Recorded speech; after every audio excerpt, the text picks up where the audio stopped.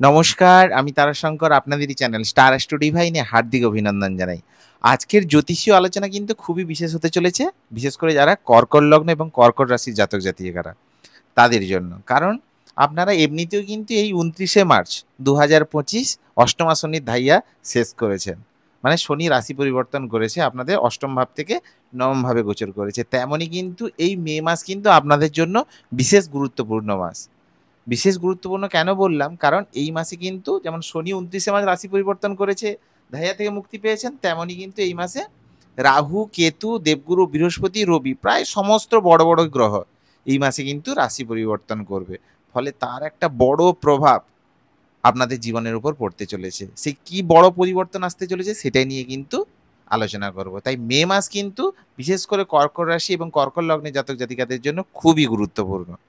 স্বাস্থ্যের বিষয়ে বললে কিন্তু এই মাসে দেখুন, এই মাসে বিশেষ করে দেখুন যদি আপনারা কোথাও বাইরে কোথাও বেড়াতে যান বা বাইরে কোথাও যান তাহলে কিন্তু আপনাকে বিশেষ করে ওয়েদার চেঞ্জের বিষয়টাকে বিশেষভাবে খেয়াল রাখতে হবে। যদি আপনি এই জায়গায় বিশেষভাবে খেয়াল না রাখেন তাহলে কিন্তু কাপ কোল্ড রিলেটেড সমস্যা বা ফিভার রিলেটেড সমস্যা আপনাকে ফেস করতে হতে পারে। তাছাড়া দেখুন ১৫ই মের পর দেবগুরু বৃহস্পতি কিন্তু রাশি পরিবর্তন করবে।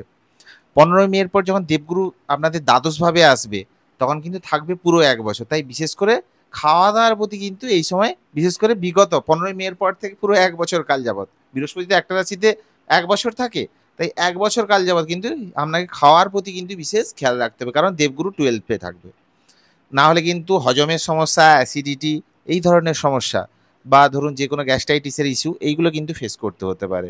বা ধরুন যারা বিশেষ করে বয়স্ক ব্যক্তি তারা কিন্তু সুগার দেখে শুনে ইনটেক করবেন। নাহলে কিন্তু সুগার রিলেটেড সমস্যা এগুলো হতে পারে। আর বাইরের খাবার এভয়েড করার চেষ্টা করুন। কারণ দেবগুরু বৃহস্পতি কিন্তু আপনাদের রাশির বা লগ্নের দ্বাদশভাবে থাকবে। ফলে কিন্তু একটু হজমের সমস্যা, পেটের সমস্যা দিতে পারে। এই জায়গাটা খেয়াল রাখতে হবে। শিক্ষার বিষয়ে বললে দেখুন আপনাদের 5th লর্ডকে মঙ্গল, সেই মঙ্গল কিন্তু আপনাদের রাশিতেই নিচস্থ হয়ে অবস্থান করছে। কিন্তু তবুও কেন্দ্রে অবস্থান করছে। ফলে কি শিক্ষার বিষয় কিন্তু এই মাসটা বিশেষ করে মে মাসটা মোটামুটি ভালো থাকবে। তবে ১৫ই মের আগে আবার রবির দৃষ্টি পড়বে আপনাদের 5th হাউসে। ফলে কি যারা গভর্নমেন্ট রিলেটেড প্রিপারেশন নিচ্ছেন তাদের যদি কোনো এক্সাম থাকে তাহলে কিন্তু ফল আশানুরূপ থাকবে। ১৫ই মের আগে কিন্তু শিক্ষার জায়গাটা মোটামুটি ভালো। কিন্তু আদারওয়াইজ কিন্তু মঙ্গল নিচস্থ থাকবে পুরো মাসই। সেক্ষেত্রে গভর্নমেন্ট প্রিপারেশনের জন্য ভালো, আদারওয়াইজ কিন্তু মোটামুটি এভারেজ দেখছি। প্রেম বা লাভ রিলেশনশিপের কথা বললে কিন্তু এই মাসে প্রেম বা লাভ রিলেশনশিপের জায়গাটা কিন্তু ভালোই দেখাচ্ছে। আপনার ক্ষেত্রে আপনার যে পার্টনার সে কিন্তু আপনার কথা শুনবে, আপনাকে গুরুত্ব দেবে, আপনাদের মধ্যে রোমান্স কিন্তু বজায় থাকবে। তো প্রেম লাভ রিলেশনশিপের জায়গাটা ভালো দেখছি। তবে একটা কথা খেয়াল রাখবেন কিন্তু মঙ্গল নিচস্থ হয়ে অবস্থান করছে। ফলে কি প্রেমের জায়গায় বা রোমান্সের জায়গায় যাতে কোনো ধরনের বা রিলেশনে কোনো ধরনের নিজ কাজ না হয়ে যায় সেটা খেয়াল রাখবেন। কারণ মঙ্গল যেহেতু নিচস্থ হয়ে আছে তাই এই সময় যদি আপনি কোনো নিজ কাজ করেন, যে কোনো নিজ কাজ করেন তাহলে কিন্তু তা পরে আপনাকে পশ্চাতে হবে। কারণ মঙ্গল যদি নিচস্থ থাকে তো তখন কি হয় মানুষকে একটুতেই এগ্রেশন, একটুতেই রেগে যাওয়া বা তাড়াহুড়ো করা, প্রচুর তাড়াহুড়ো করে ফেলে মানুষ। তাড়াহুড়ো করতে গিয়ে ভুলভাল বলে ফেলে। ফলে কি অন্যের খারাপ রিঅ্যাক্ট করে সেটাকে। তাই পেশেন্স রাখুন, তাড়াহুড়ো করবেন না। তাড়াহুড়ো করতে গিয়ে ভুলভাল বলে ফেলবেন না, তাতে কিন্তু আপনাদের রিলেশনশিপে প্রবলেম আসতে পারবে। তো এই জায়গাটা একটু খেয়াল রাখতে হবে। আদারওয়াইজ কিন্তু প্রেমের জায়গাটা ভালো। যেহেতু 5th লর্ড আপনাদের রাশিতেই বসে আছে সেক্ষেত্রে কিন্তু পার্টনার আপনার কাছে আসবে, আপনার কথা শুনবে, আপনাকে ইম্পর্টেন্স দেবে। বাট আপনি যদি ভুল রিঅ্যাক্ট করেন বা মুখের উপর যা আসলো মনে আসলো বলে ফেললেন, একটু ভেবে চিন্তে বলতে হবে, নাহলে কিন্তু প্রেম বা লাভ রিলেশনশিপের জায়গাটা কিন্তু প্রবলেম করাতে পারে যেহেতু মঙ্গল নিচস্থ। ম্যারেড লাইফ বা বৈবাহিক জীবনের কথা বললে কিন্তু দেখুন আপনাদের 7th লর্ডকে স্বয়ং হচ্ছে শনি, সে কিন্তু বর্তমানে 9th হাউসে গোচর করছে। মানে কি এর আগে কিন্তু আপনাদের অষ্টমা শনির ধাইয়া চলছিল, মানে 7th লর্ড অষ্টমে ছিল। ২৯শে মার্চ ২০২৫-এর পর কিন্তু শনি ট্রানজিট করে আপনাদের 9th হাউসে গেছে। ফলে কি এর আগে পর্যন্ত যদি আপনার লাইফ পার্টনারের যদি হেলথে কোনো প্রবলেম চলছিল সেটা কিন্তু এবার মিনিমাইজ হবে। ধরুন শারীরিক অসুস্থতায় ভুগছিল বা আপনার নিজের হেলথ নিয়ে আপনি খুবই ভুগছিলেন, ধরুন আপনার শারীরিক মানসিক দিক থেকে আপনি খুবই ভুগছিলেন, সেটা কিন্তু এবার মিনিমাইজ হতে চলেছে। বা ধরুন আপনাদের এর আগে কি হতো, ২৯শে মার্চের আগে পর্যন্ত আপনারা একটু একটু কথাতেই দুজনের মধ্যে লড়াই করতেন, ঝামেলা লেগে যেত, মতের অমিল ছিল, মতানৈক্য হতো, খিটখিটে মেজাজ এই ধরনের আপনাদের মধ্যে কিন্তু লেগেই যাচ্ছিল। কিন্তু সেটা কিন্তু এবার আস্তে আস্তে কমতে থাকবে। কারণ আপনার যে বিবাহস্থানের অধিপতি সে কিন্তু আপনার নবম হাউসে গোচর করেছে। মানে ৮ই মে পর্যন্ত রাহু যুক্ত থাকবে, তাই ৮ই মে পর্যন্ত একটু ওয়েট করতে হবে। ৮ই মের পর দেখবেন ধীরে ধীরে যে লাইফ পার্টনারের হেলথের যে প্রবলেম হচ্ছিল সেটাও মিনিমাইজ হবে, বা আপনার যে হেলথের যে প্রবলেম সেটাও দেখবেন আস্তে আস্তে ওটা ভালোর দিকে যাবে। সেকেন্ডলি কি ম্যারেড লাইফে মানে বৈবাহিক জীবনে যে দুজনের মধ্যে একটা অসন্তুষ্টির অভাব মানে সন্তুষ্টির অভাব চলছিল, অসন্তুষ্টি চলছিল, সেখানে কিন্তু আবার সন্তুষ্টি ফিরে আসবে, দুজনের মধ্যে আবার আন্ডারস্ট্যান্ডিং বাড়বে, রোমান্স বাড়বে এবং দুজনের মধ্যে একে অপরকে দুজন তার কথাকে মর্যাদা দেবে, কথাই মানে তার কথাকে শুনবে। সেকেন্ডলি কি আপনাকে কিন্তু এই জায়গায় শুধু একটু আপনার নিজের যে রাগ ক্রোধটাকে কিন্তু আপনাকে একটু নিয়ন্ত্রণে রাখতে হবে। কারণ কেন বলছি, মঙ্গল কিন্তু নিচস্থ হয়ে আপনাদের রাশি বা লগ্নেই অবস্থান করছে, তাই নিজের রাগ ক্রোধটাকে একটু নিয়ন্ত্রণে রাখুন, যাতে দুজনের মধ্যে যে ডিস্টেন্স না ক্রিয়েট হয়, এইটাকে জাস্ট একটু খেয়াল রাখুন। দেখবেন জুন মাসে তো আবার মঙ্গল চলে যাবে নেক্সট হাউসে, দ্বিতীয় হাউসে, তখন কিন্তু এটা অলরেডি কমে যাবে। তাই বৈবাহিক জীবনের কথা বললে কিন্তু এবার ভালোর দিকেই যাচ্ছে, যেটা বৈবাহিক জীবনে আগে প্রবলেম চলছিল সেটা ফুললি মিনিমাইজ হবে। হেলথের জায়গা আপনার এবং আপনার স্পাউচের হেলথ যেটা সেটাও বেটারমেন্ট হবে, রিলেশনশিপও কিন্তু বেটারমেন্ট হবে। ভাগ্যের দৃষ্টিকোণ থেকে কিন্তু বললে দেখুন, দেবগুরু বৃহস্পতি যে হচ্ছে আপনাদের ভাগ্যস্থানের অধিপতি, সে কিন্তু দ্বাদশভাবে গোচর করবে।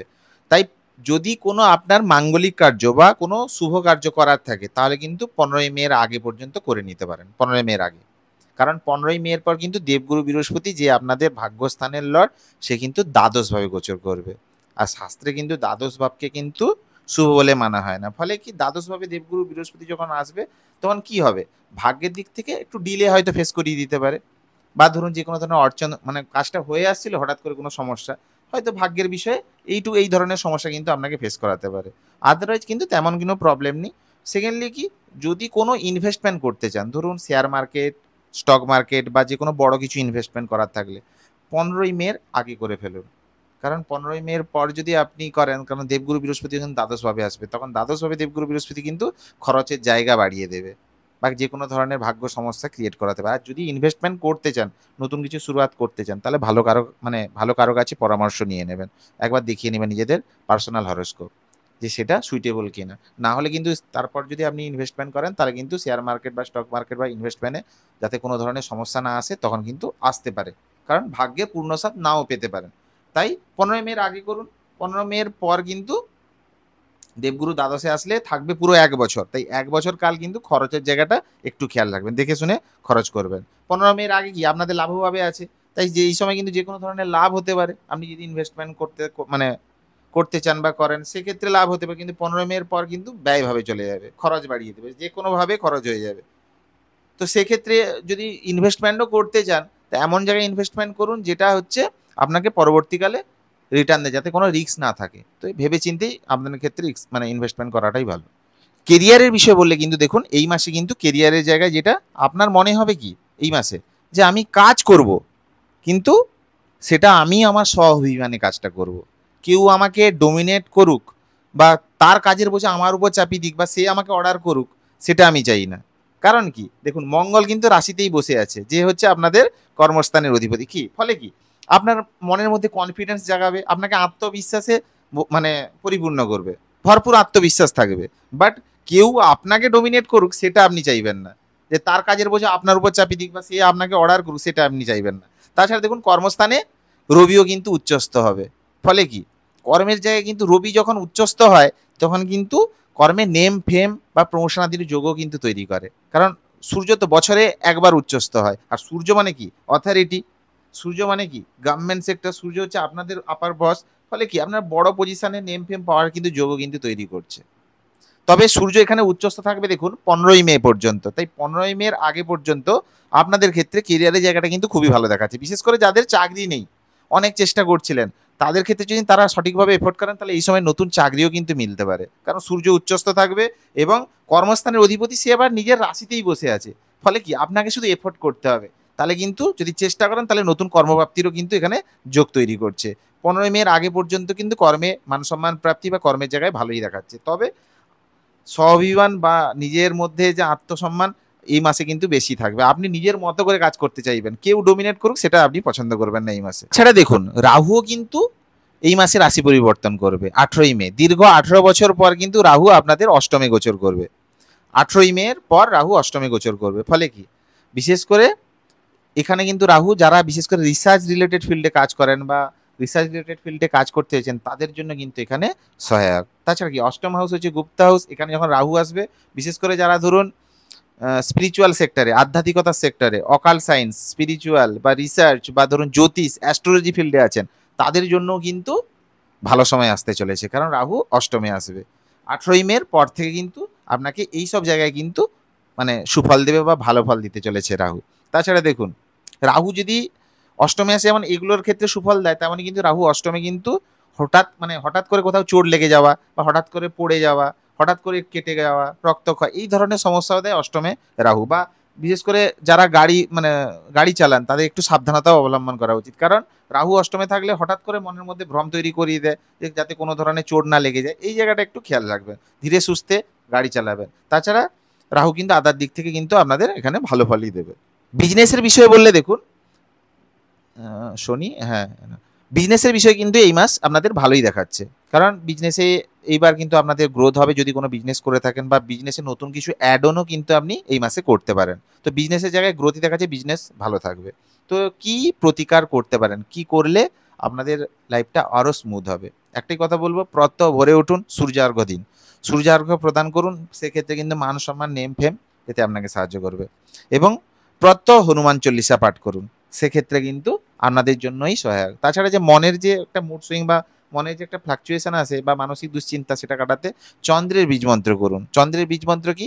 ওইং ক্লিং সোমায়, এই মন্ত্র 108 বার চ্যান করুন, সেক্ষেত্রে কিন্তু চন্দ্র পজিটিভ হবে। আর চন্দ্র মানে কি? নিজের মাকে সম্মান করুন, মাতৃস্থানীয় ব্যক্তিদের রেসপেক্ট করুন, দেখবেন মানসিকভাবে আপনি ব্যালেন্স হবেন। তো আদারওয়াইজ তো সবই মোটামুটি ভালো দেখছি। এবার বলি, যদি ভিডিওটি ভালো লাগে অবশ্যই চ্যানেলটিকে সাবস্ক্রাইব করবেন এবং পাশে থাকা অল নোটিফিকেশন অপশন অবশ্যই ক্লিক করবেন, যাতে আমি নিত্য নতুন ভিডিও আনলে সবার প্রথম আপনাদের কাছে পৌঁছে যায়। এবং লাইক কমেন্ট শেয়ার করতে ভুলবেন না, কারণ আপনার একটা লাইক, আপনার একটা কমেন্ট আমাকে অনেক মোটিভেট করে নতুন ভিডিও বানানোর জন্য। তো সবাই ভালো থাকুন, সুস্থ থাকুন, এবং পারলে হর হর মহাদেব লিখুন, কারণ চন্দ্র তো স্বয়ং, কারণ কর্কট রাশির অধিপতি স্বয়ং চন্দ্র, আর চন্দ্র তো স্বয়ং মহাদেবের মাথায় বিরাজ করে। তো হর হর মহাদেব লিখুন, পারলে আমার খুবই ভালো লাগবে। তো ভালো থাকুন, সুস্থ থাকুন, জয় জগন্নাথ, রাধে রাধে।